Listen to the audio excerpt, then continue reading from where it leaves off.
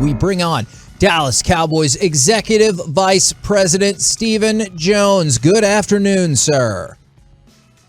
Good afternoon, gentlemen. Hope you're doing all right. We're Happy doing holidays to you. Yeah, absolutely. Thank you very much. We're doing great. Now, last week, I couldn't convince you. With another win, now, will you skip tomorrow's game and not wait until Philly and Washington play and proudly declare the Dallas Cowboys as the NFC East champions?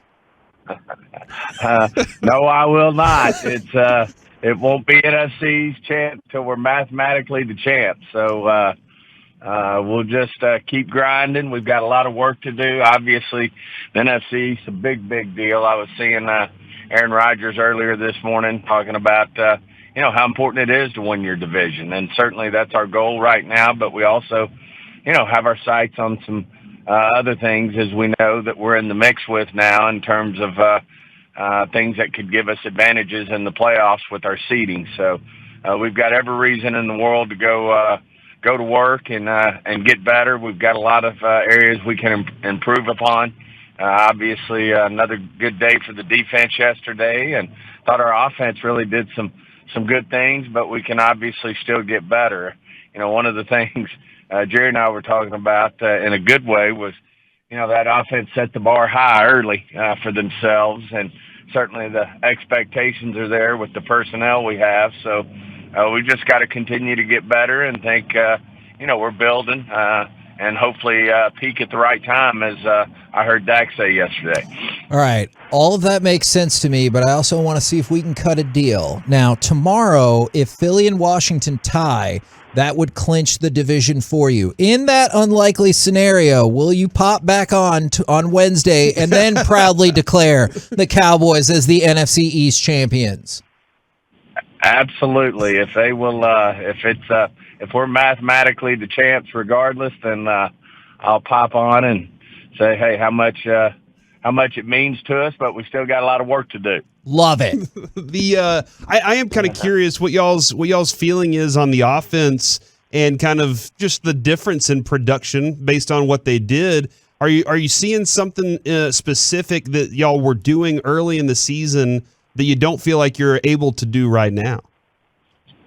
I just think it's offense. It takes all 11. The offense has to be in sync. The offensive line does. And certainly the timing with Dak and then the receiving core, and the same goes for the running game in terms of looks that we're getting and cleaning some things up that we just that we're just not executing on right now. Whether that's from injuries throughout the season that have taken us out of rhythm, but like I said, I think we did some really nice things yesterday that we can build upon, and I think as we move forward with this group of guys, this group of men, they're going to continue to grind on it, and I think ultimately get it right, and hopefully we'll be playing better and better each week and peaking at the right time.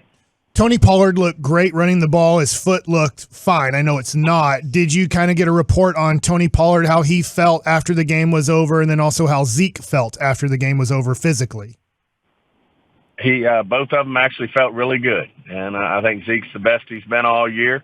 Came through it clean. Pollard had was no worse for the wear, and certainly just feel like he's going to continue to get better as well. So, it's just like I said, it's just getting out there, going to work every day, executing, continue to find that rhythm that we can execute in, get that continuity with the offensive group, and I think things are going to happen for this offense. We've obviously seen them do it and do it at a high level this year, and certainly know that we can do it again. With that in mind about Pollard, then I guess is the hope or maybe anticipation that he wouldn't miss any more time. And do you guys know, if the tear went all the way through, thus making it easier for him to move? My latest report was it hadn't necessarily torn all the way. So still, he's made a lot of progress, and sometimes they don't. And the injury responds fine. As I said, we got the best in the business, and Britt Brown and Jim Maurer, and they've done an outstanding job of bringing Pollard back. And really feel that, he felt great yesterday, and that we just can continue to let him do what he does, which is really be a productive back for us. And, probably ultimately as we go there, we all know what a threat he can be on in the kicking game. Oh, no. Kevin. Uh-oh. What'd you do? Might have lost him right there. I didn't do anything. Yeah, it's 0. Yeah, He's in this is here, the and first all of a time sudden, it's ever happened. Back. Hello. Oh, yeah, hey, well, there he you is. go. We lost you back for in a the There we second. go. All right, so I have a Actually, go ahead. All right, Steven, so I have a little bit of a historical question on the running back situation. I know in 2007, Julius Jones and Marion Barber were kind of sharing the carries. Marion Barber would be your closer in the fourth quarter. And then come playoff time against the Giants, Marion Barber was the main running back, with Jones giving him, when he needed time off. Do you guys see running the running back situation exactly the same in the playoffs, or it could divulge into a Julius Jones, Marion Barber situation where somebody more takes over in the playoffs?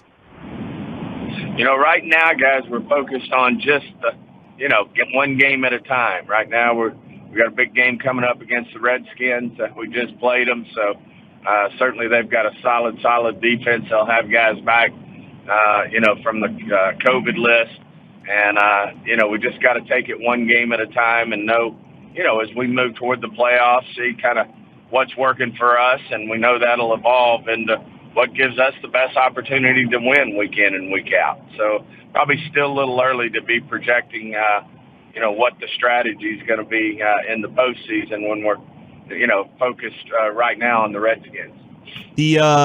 The defense, I know we joke around about positionless football and the abilities of Micah Parsons. You got DeMarcus Lawrence moving inside, and you have all these different creative ways to get after the quarterback and cover right now. And it just seems like you're right. Like everything's just kind of clicking along.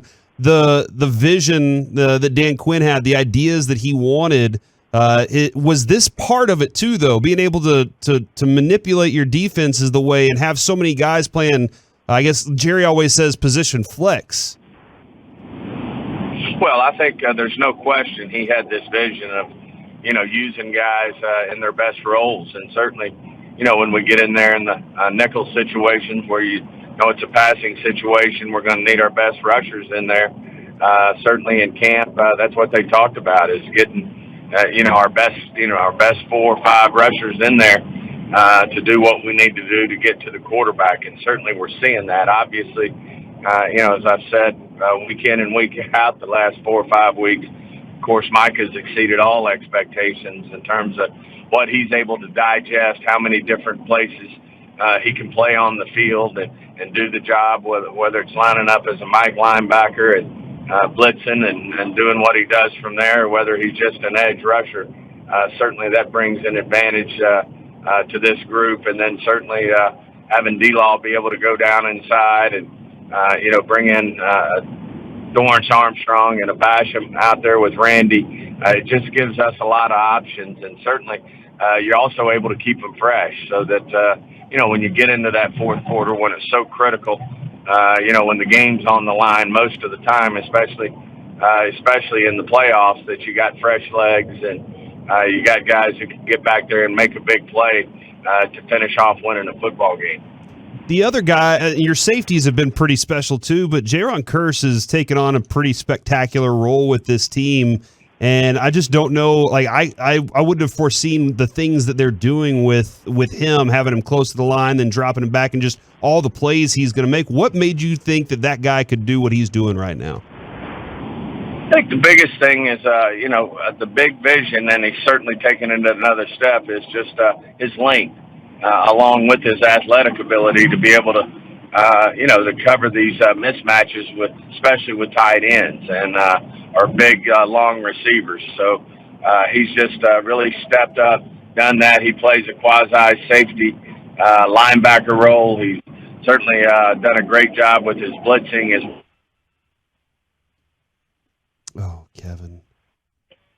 Things is Hooker, and I think we saw yesterday how accurate he can be as a tackler. He was one of the few guys who was getting Saquon down right away on the first hit, and certainly made a play on the ball as well, which we know he can do. So, those safeties are really making a big difference. We should get Dono Wilson back this week, which will bring a lot of energy to that backfield as well. So, it's just a good group of guys, and certainly the corners feel the same way about them and what they can do for us.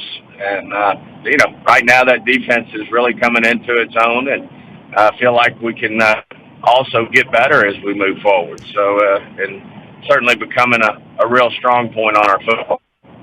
Talking with Stephen Jones right here on 105.3 The Fan. A lot of positive things after yesterday's 21-6 victory, 3 straight road wins in 3 straight weeks. I did want to go back to the offense and get your thoughts on that sequence to close out the first half. Did you have any issue with how that went and not calling the timeout in order to get another shot at a touchdown before kicking the field goal? I think that's just a gut feel. As you saw the drive before,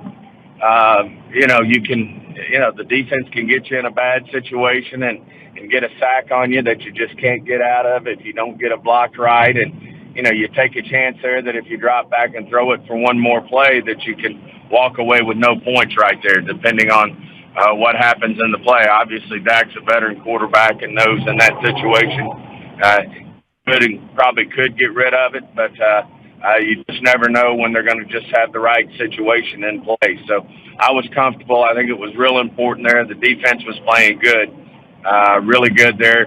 Get points off the turnover there, and go into the locker room with some positive energy and knowing that we were going to have to go back on defense when we came out in the second half. So I was very comfortable with the decision. Tom Brady got mad last night and he broke a tablet. I was wondering, what was the last thing that made you so mad you broke something? Probably better not get on air and talk about that. But, sure. But I did see it, and obviously his competitive nature came out in him, and it just shows you. I mean, their Tampa's had a great offense all year with Tom Brady, and they get shut out. I mean, we're playing some teams here who do have good defenses. The Redskins do, the Giants do. Obviously, the New Orleans Saints show they've got a stout defense as well. So, it's not easy at times to move the ball in this league, and certainly the Saints have a really good defense, and just shows you what these offenses can be up against. Stephen, the other day we saw a really good game end with Kansas City scoring in overtime, and then the Chargers didn't get an opportunity to do that, and Mike was complaining all day about it. He was just like, I wanted to see Justin Herbert get that shot, that opportunity to come back and score. And we were, you're on the competition committee. Would there be another look at the way that overtime is looked at? Mike's suggestion is change it for the playoffs so that both teams get that opportunity to score, but maybe leave it the way it is during the regular season.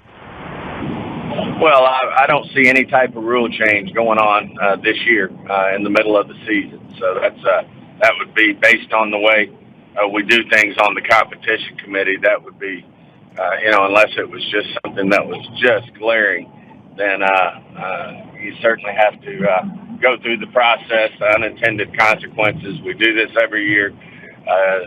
Overtime's always a part of the discussions. We'll look at what happened, the full body of work this year in overtime, and see if there's anything that merits a change. But, there's obviously a lot of schools of thought out there, and certainly that's a good one. That, should you really let two teams get an opportunity there? But we'll certainly take a look at that in the off season and see if it merits discussion. It will certainly merit discussion, but see if it merits a change.